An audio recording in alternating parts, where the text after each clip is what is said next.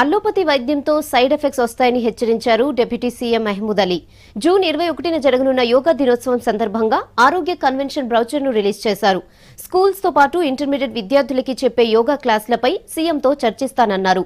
వచ్చే నెల 18 నుంచి 21 వరకు నాంపల్లి ఎగ్జిబిషన్ గ్రౌండ్ లో యోగా ట్రైనింగ్, ఎగ్జిబిషన్ క్లాసులు ఏర్పాట్లు చేస్తామన్నారు నిర్వాహకులు.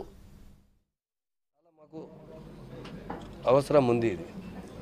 ఇది చాలా మన దగ్గర హైదరాబాద్లో చాలా పెద్ద హాస్పిటల్స్లో ఉన్నారు.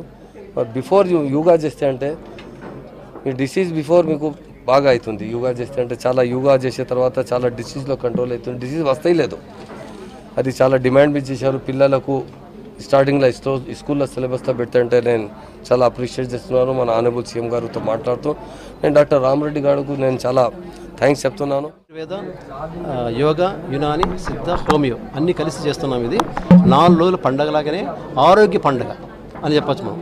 సో దానికి జూన్ 18 తారీఖు 20, 18, 19, 20, 21, 21 తారీఖు గ్రేట్ క్లోజింగ్ డే అనమాట.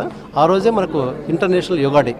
సో ఈ సందర్భంగా అందరూ రావాలని తెలంగాణ ప్రజలకి విజ్ఞప్తి చేస్తున్నాం. మేము అందరూ వచ్చి ఈ జయప్రదం చేసి తర్వాత ఎలాగా న్యాచురల్గా ఎక్కువ కాలం అట్లా జీవించగలగాలి.